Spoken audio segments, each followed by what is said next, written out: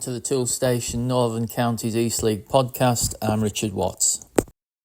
I'm joined by League General Manager Matt Jones, who's going to give us an update from the league. Okay, well, hello everybody. Firstly, we'll get some good news out of the way this week. The end of the season is nigh. We've finally got the final finishing line in sight. We've only got 4 Premier Division games left to play out of the entire lot. 3 of those involve Barton Town, so it's going to be a week or 2 yet before it's actually finished. And we're down now to 18 Division 1 games left to play, plus the playoffs, plus the remaining League Cup ties. We are getting close to the end. Bearing in mind we should have finished last week, it just shows how bad and horrendous the weather's been.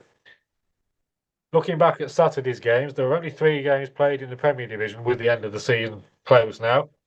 There was a good result for Barton Town, who beat Penistone Church 3-2. And the big winners of the day were Knaresborough, who went to Golka United and won 7-2. Fantastic result for them.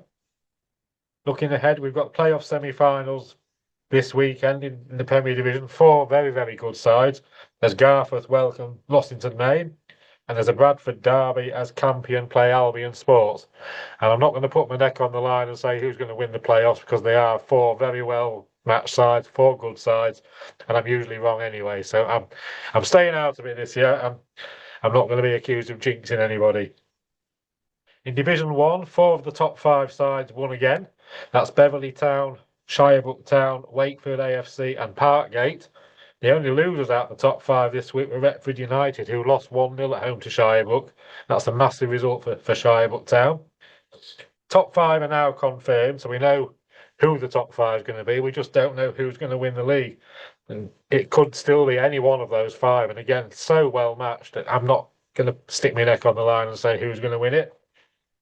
Beverley Town gone over the 100-point mark this weekend, and yet still not guaranteed to even to win the league. They could end up in the playoffs, and obviously there's only one team going up automatically and one in the playoffs. We could have 3 other teams around the 100-point mark not going up, which I think is unheard of. At the bottom end, we mentioned Allerton before, finished the season. Another defeat, 7-0 home defeat. They've conceded 206 goals now in 44 games. They've kept no clean sheets all season. They've lost 37 games in a row. But to their credit, and we've mentioned this before, they've kept going. And absolutely incredible. A lot of clubs in their position getting to the halfway point of the season, and we've seen before, they've jacked it in. They've kept going. They've finished the season. They've got all sorts going on in the background with regards new junior teams and things coming through, plans to redevelop the ground. So we wish them all the best going forward. In a similar position, really, Swallow-Ness, been with us a few years now, finished the season with 16 points and 19 points away from safety. Another one that could potentially be relegated, but again, a good club. We wish them all the best for the future. If you have a question for Matt Jones, please email NCEL Podcast at gmail.com, and we'll try and include that question in a future edition.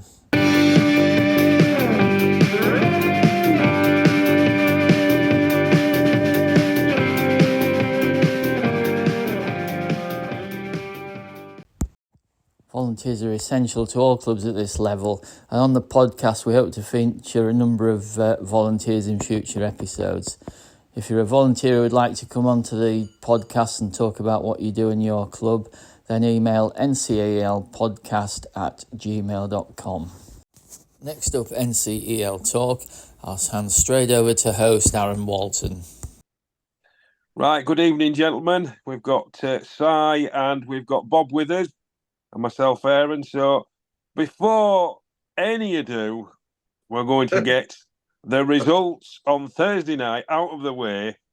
Bob, over to you. Goal versus Barton. Well done, sir. Yeah, what a great game it was, wasn't it?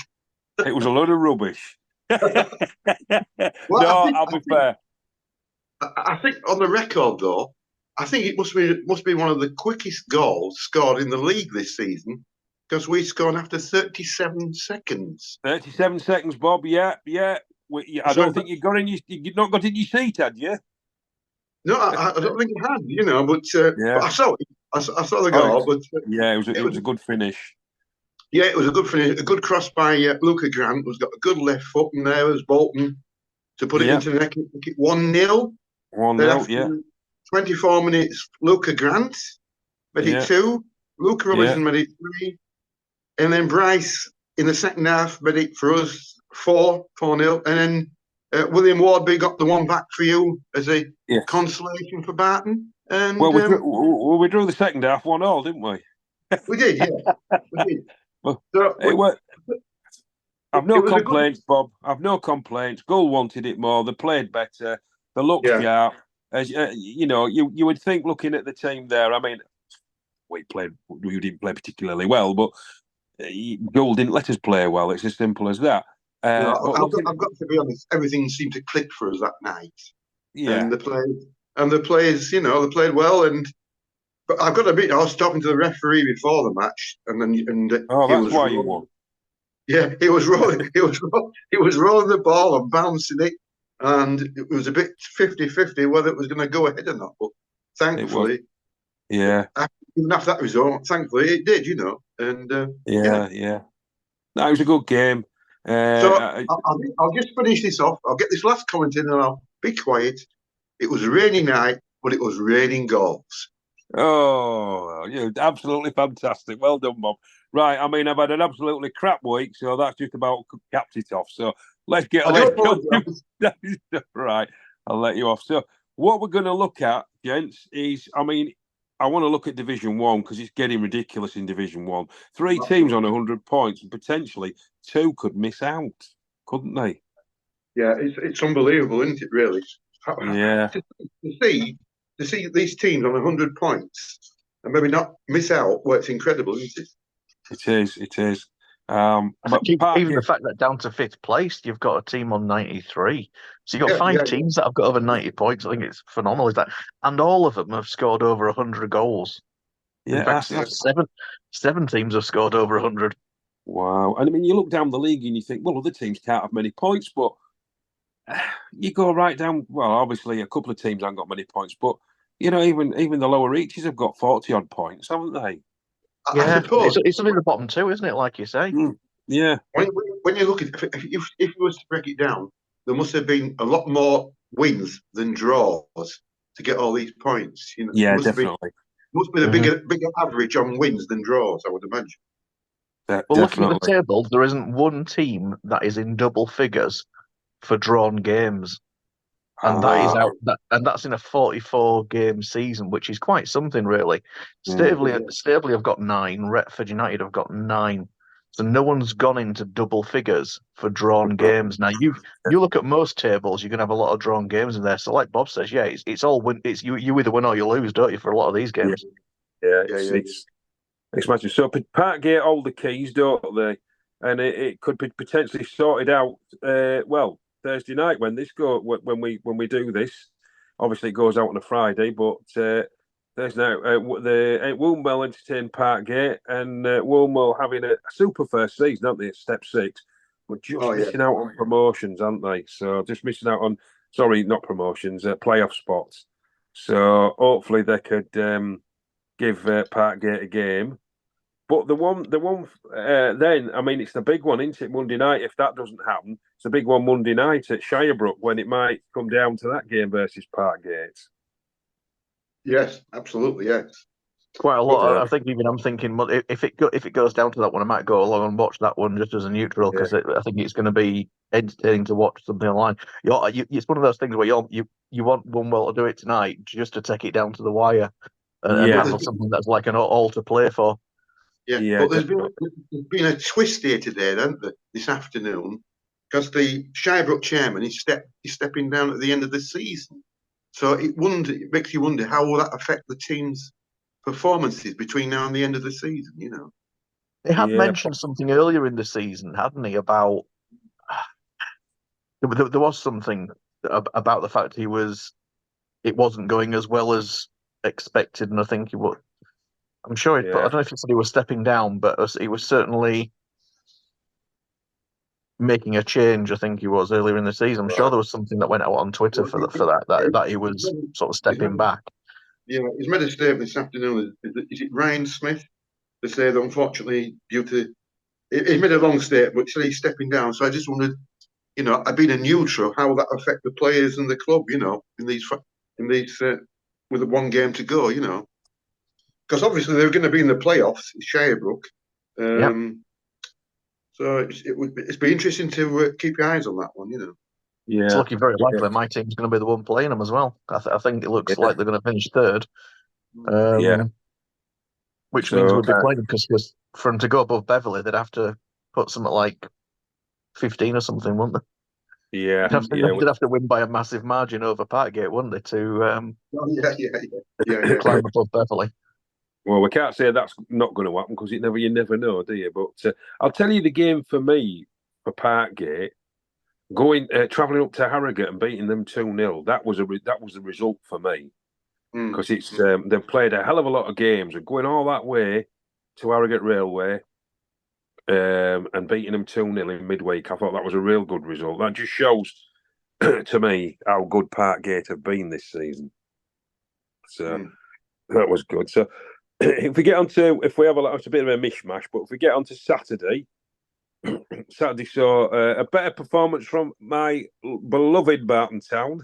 It was a bit like night and day, Bob. They played a lot better than they did on Thursday night. They played... go on. Well, football's a funny old game. We beat you beat Penistone, and the match before was Penistone beat us quite convincingly, 5-0, So football's a funny old game, isn't it? Yeah. It is, yeah. I mean, we beat them 3-2. I mean, it was 3-1, and then Anthony Brown scored one right at the end to make it 3-2, and it was a bit squeaky bum time after that. But everybody played well, and it was a bit of a scratch team because we've got lads on holiday and lads unavailable. But that's no excuse. Everybody played out the skins on that game, so I think they really played for the manager that day, Saturday, and it was a real entertaining game because Penistone came, and I was just stood underneath the changing room window, and I heard Steve Lenthal giving it to his players at half time. He wanted to win, did Stephen, for Penistone, so that was a good result for Barton, 3-2. As I say, it was like night and day from Thursday night. Knaresborough, they put 7 past Golker. I think Golker had gone on their holidays 2 weeks ago, hadn't they? Yeah.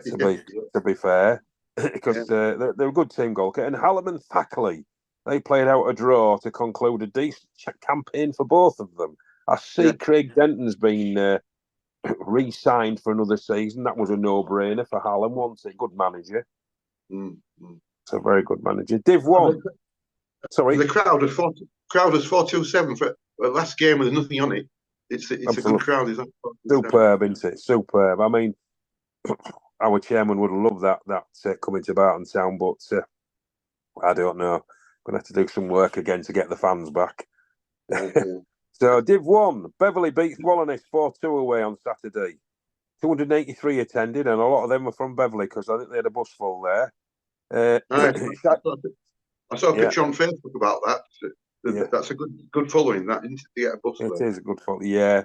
Shirebrook beat Retford United 1-0, 268 there. That was a good result. Wakey, did you go to Allerton, Si?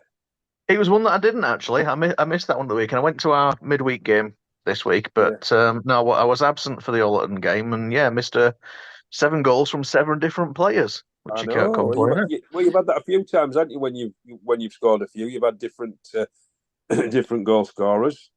Yeah, I mean, looking across our season, we tend to have goals for everyone who's played at least 10 times, for example, in outfield has scored this season, and all the goals up front have been split between striker, wingers, and attacking midfielders. There's a good split.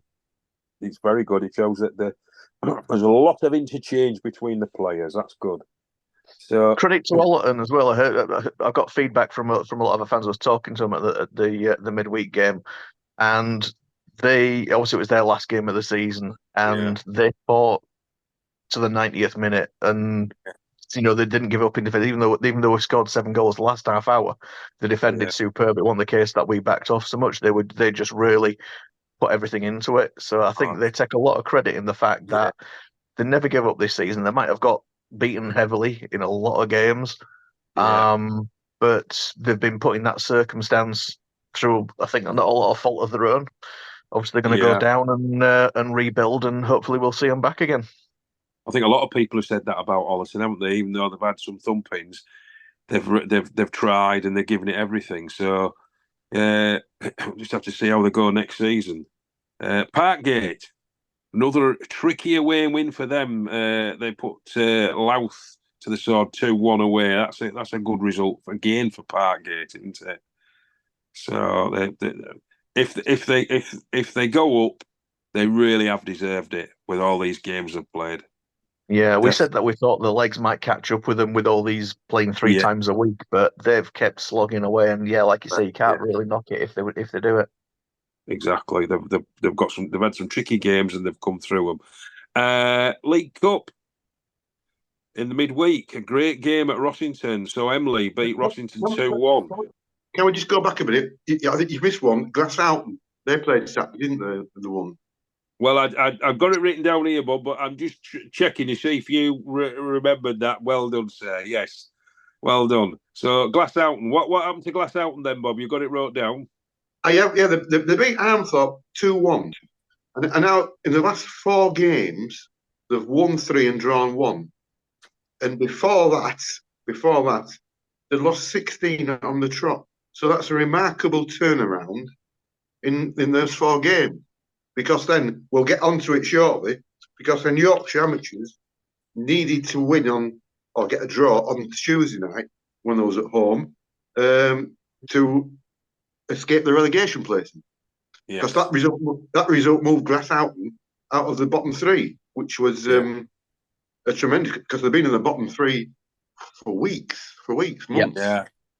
That's the definition of delivering when you really need to. When the backs were against the wall, credit to them for that, because that's a great run to finish the season on. We wouldn't have said they were going to do that 6 months ago. No. I mean, I saw them against Beverley a little while ago, and I know Beverley won, but I thought Glassalton played all right. I thought they were a decent team. So they've done well. They've done well there. So very well. That was Glassalton staving off relegation. Who have we got? Div 1. We had the league. Barton Town, I forgot. Sorry, Barton Town. Again, yes, Bob, I'm getting it in. We beat Silsden 2-1. Right, what a game that was. How Silsden didn't score another goal, I do not know. Do you know who got man of the match, Bob? Go on. The goalkeeper. Did he? For Barton, yeah. What? He's only a young lad, isn't he? Yes, he is. Yeah. Oh. Got him on loan. I don't think they call them YTSs anymore, do they? From Grimsby Town. A lad called Will Mitchell. What a great game he had. Some superb saves. A little bit of luck, but a couple of real good saves down to his near post. So, as I say, a good win for Barton again. Division 1. I've seen that one. Sorry, Andrew. I can see it was 2 90th minute goals. Who scored first out of those? Then was it 1-1 or was it 2-0 and 1 back? No, it was Barton scored, and then the ref played about 10 minutes. He said 6, but he played 10. But people were grumbling and groaning, but we were wasting time. There's no doubt about it. We were wasting time. Everybody does it, don't they? Everybody does Absolutely. it. But we were definitely wasting time, and then they go and score. Kill Price kept him quiet. I think kept him quiet all the game, and switch off for a second, and he's in. Bang, scored. So we scored first, and it's funny. 2 of the smallest players on the pitch got scored. Kale Price scored, and Kean Salter for Barton scored. So that was good. So it's a good result for Barton. We've got Knaresborough on Saturday, of course, to conclude our home games, and then we've got Eccleshill away on Wednesday night, and that'll be us done. If we go to Div 1, Parkgate, the Parkgate show continues, doesn't it? Beating Retford United 3-2 at home. What a crowd there, 244. So they're packing them in, aren't they? So that's, again, really well done, Parkgate. Looked to be a really good game, that as well. The Parkgate one, I just watched a video on YouTube before I come onto this recording. The Topless at the Turnstiles channel was there. And, it looked like a very entertaining game, that one. And Ross Duggan getting 2 again. Some seasoning, isn't it? is a hell of a season, yeah. 244 there, so another good crowd. Wakefield, you completed a successful campaign beating Nostell away 4-1.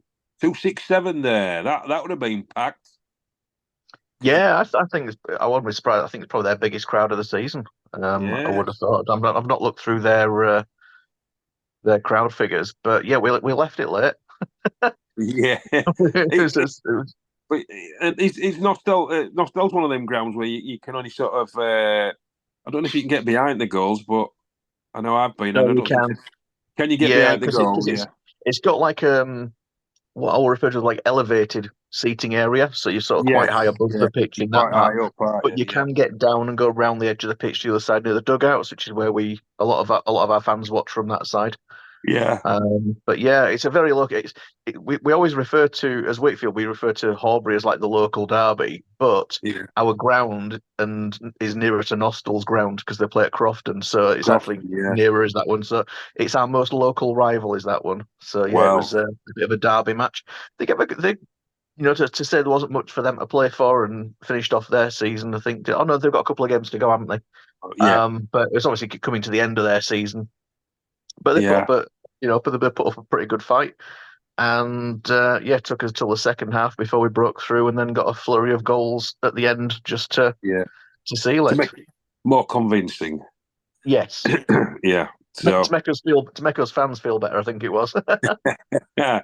Well, to score 4 away is really good. Wednesday, Beverley's last game was a victory at Wasborough 2-1. I've seen some of the highlights of that, and there was a cast-iron penalty not given, I'm afraid. For Beverley, yes, he had his hand out and it hit his hand. I don't think the referee was in a very good position. I think he come from a corner, so he'll have been sort of a around the corner type of thing. I don't know if the lino was close, but it looked handball to me. So, but anyway, they still won now, haven't they? Yeah, well, still 1-2-1, so that was good. And Shirebrook condemned Yorkshire Amateurs to relegation, didn't they, with a 5-1 win at Bracken Edge. So, Bob, you wanted to talk about that, didn't you?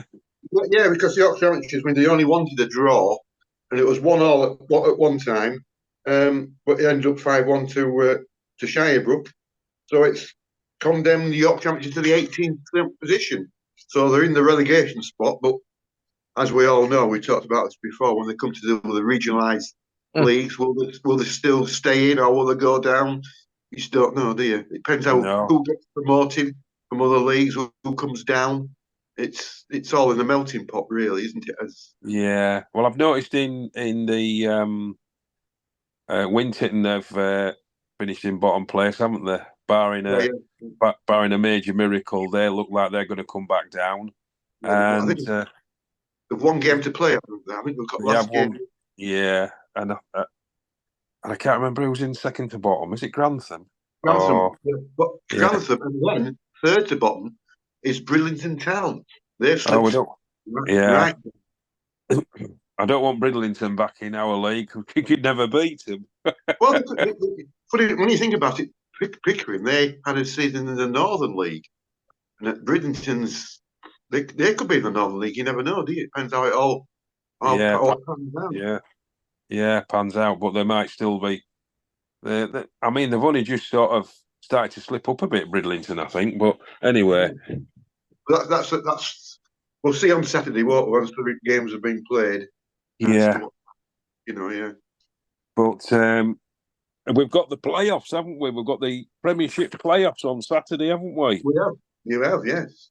We've got the Old Bradford Affair, Campion versus Albion at Campion's Ground, and then a real juicy tie as well, Garforth versus Rossington. That'll be a juicy one.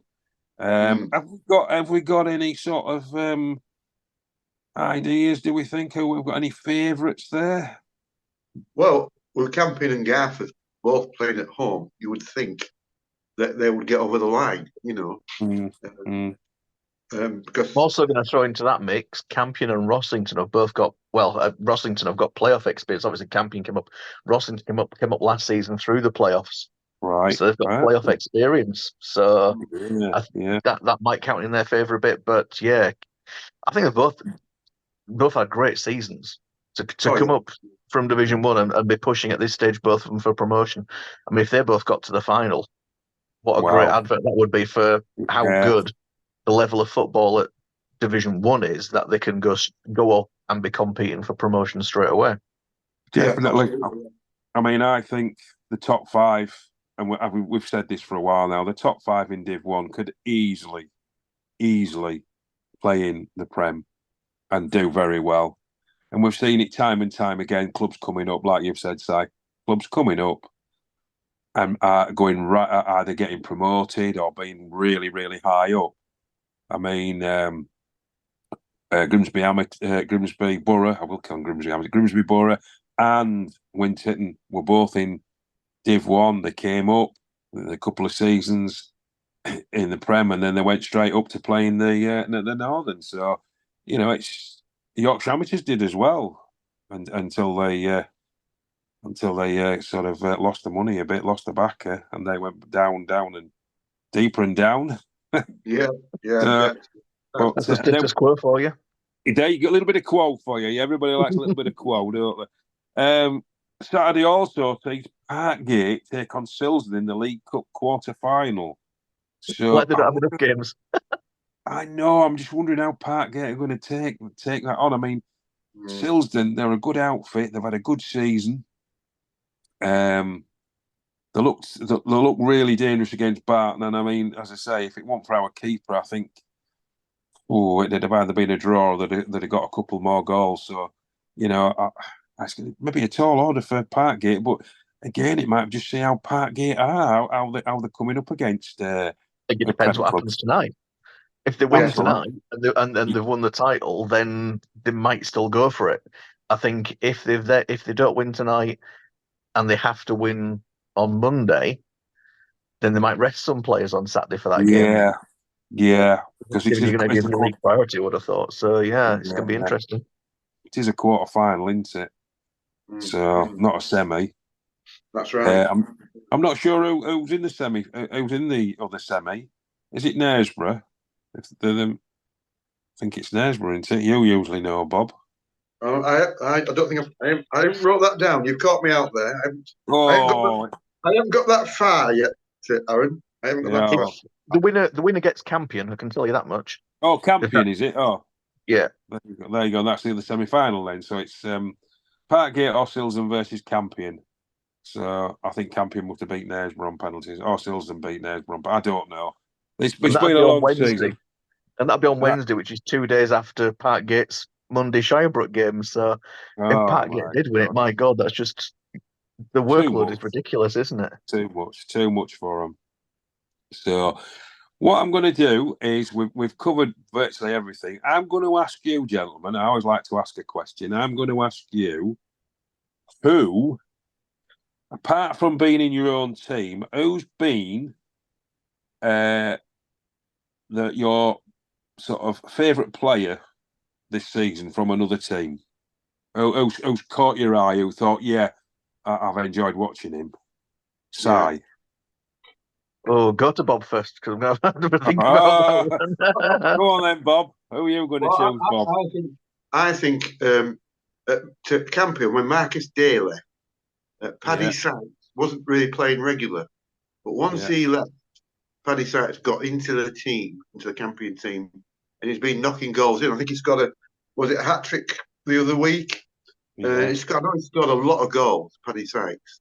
So he is one to I would say been an exciting player. And anybody can score goals. They're worth the weight in gold, aren't they? Really? Absolutely, yeah. Look like a goal scorer, don't they? So So and then I suppose you look at the Emily strikers as well. That they've been. Is it Jerome? He's been knocking them in. He always looked dangerous when we play them, So it's his strikers really. It catches your eye. I mean, defenders.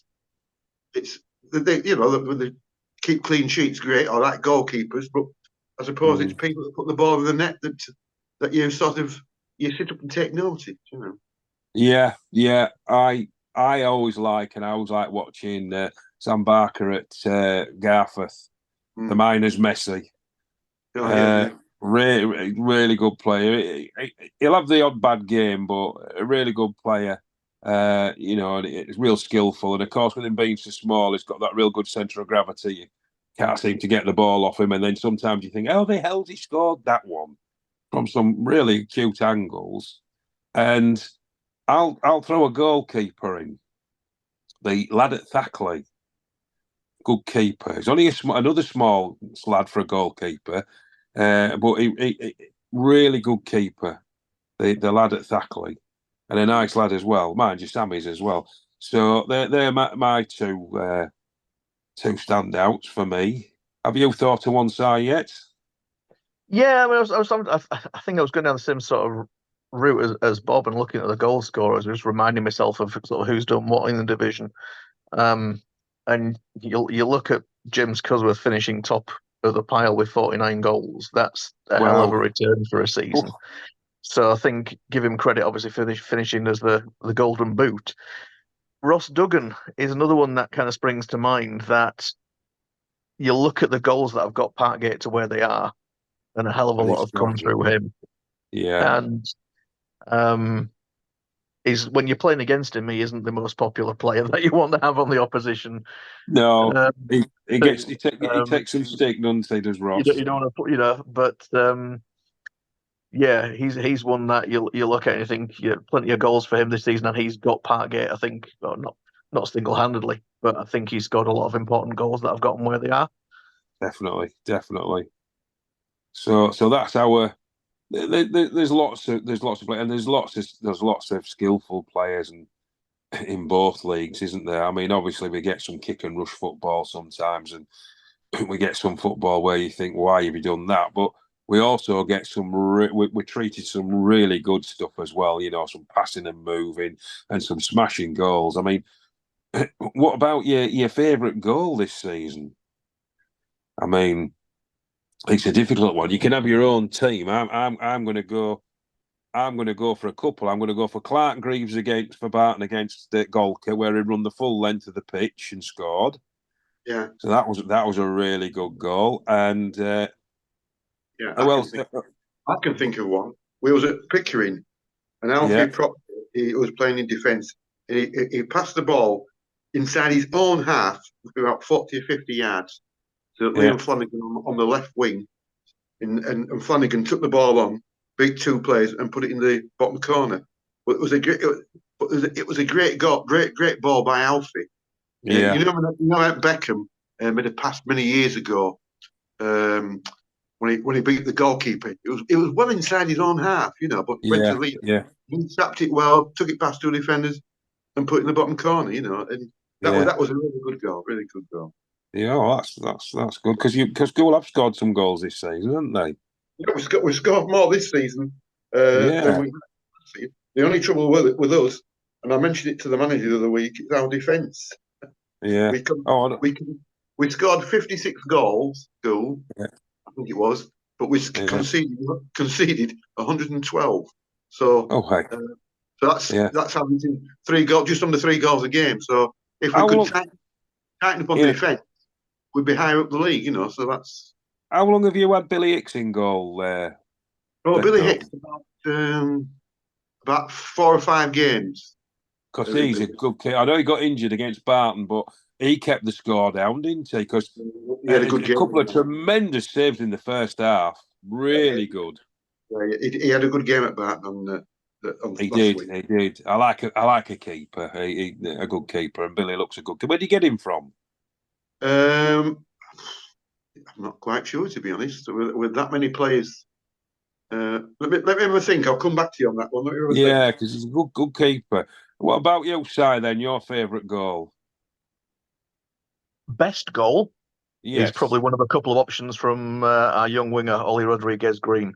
He scored 2 great solo goals, one against Tadcaster in the Cup, and one against Retford in the home game, where he's, in both occasions, sort of taking on a couple of defenders and then scoring past the keeper. Best in terms of the enjoyment and the emotion, Slater Barnes' 90th minute winner against Warnwell Town. when we were drawing and really needing the win, and sealed it with that once. And so that gets the nod for best goals. Certainly, I enjoyed celebrating that one the most. He's got a lot of late goals as Slater, hasn't he? He's got a great scoring record as well. I think it's 15 and 17 since he joined us. Wow, it's a good player. It was a good signing for you guys. He is. His work rate's phenomenal. And I'll give a quick mention. I try not to mention too much about my own club. I want to talk about all the other clubs in here. But we also awarded young Jaden Sandu, who had mentioned before on these calls. He got the fans Man of the Match award. We presented him with a little trophy for that on at the Nostal game. He's had a great season for us and got the most points on our league table for the Man of the Match votes that we do from the fans. So on this bit, I'll say definitely congratulations to Jaden as well. Fantastic player. Yeah, well done, Jaden. Good player. Did you get it from that? Guess Bob. I just remembered. I can't remember where we got Billy Hicks from. But going back to favourite players, one I forgot. Ollie Norman at Tadcaster. When I've seen Ollie Norman play, when I've seen him play, good player. He's only small. He's only small, but how he can beat a man and the speed he's got on the ball, and I think he finished their top goal scorer as well for Tadcaster. Yeah, he's a really, really class player from when I've seen him play. Yeah, very good. I like Ollie Russon as well, who used to play for you lads.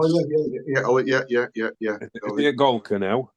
He's at Golka. He's a really, really nice lad as well. Yeah, he is. He is a good lad, and a good player as well. So we've covered our favourite goals. We've covered our favourite players. I'm going to finish with another question. Favourite ground you've been to this season? I know you're going to say Barton, Bob, but you were looked after, weren't you? Yeah, it was. Yeah. It's a nice setup. At Barton. Yeah, it was very, very nice. Well, as a goal fan, it was a great evening. Actually, because if you go away and watch your team in the wing, it's always good, isn't it? It certainly is. Yes, you can mention that again. So, where's your favourite ground then, Bob? I'll just give myself a slap. My favourite ground. Well, I liked Hallam and Emily, because as I think I said the other week, the three-sided ground and the atmosphere was good. And but if you want to have a scenic view, you can't go around with Silsden on a nice sunny afternoon. Yeah, true.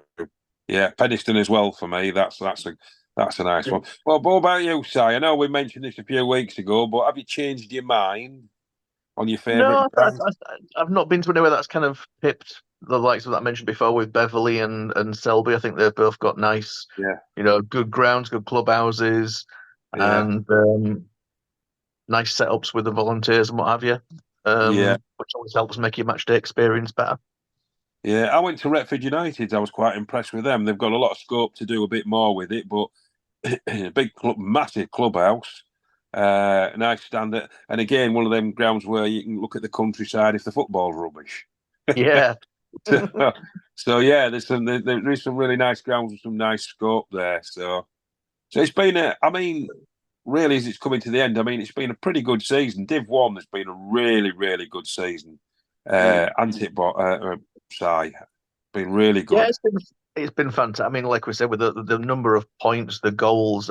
As someone posted about the league table on non-league football today. I've seen a lot about it on social media, sort of showing the table and the number of teams that have finished 100, and a lot of comments about the teams at the bottom must be abysmal and what have you. But like you said earlier, that even the relegation battle between Glasgow and Yorkshire Amateur, they're both finished on 35 points.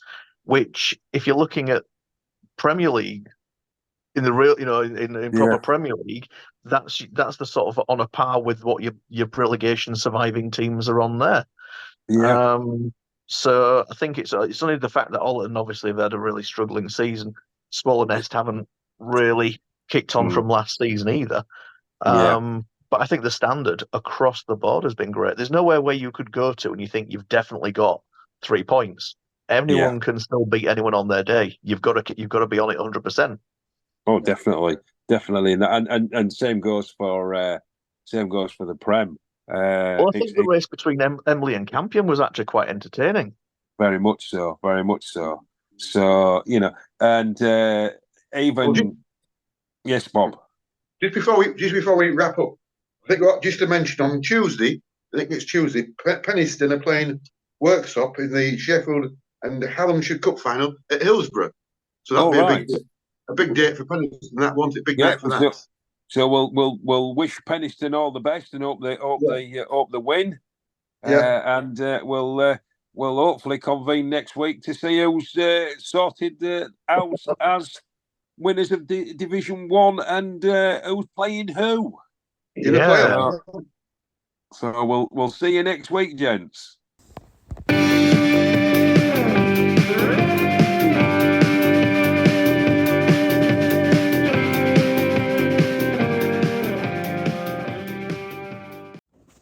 That's it for this edition.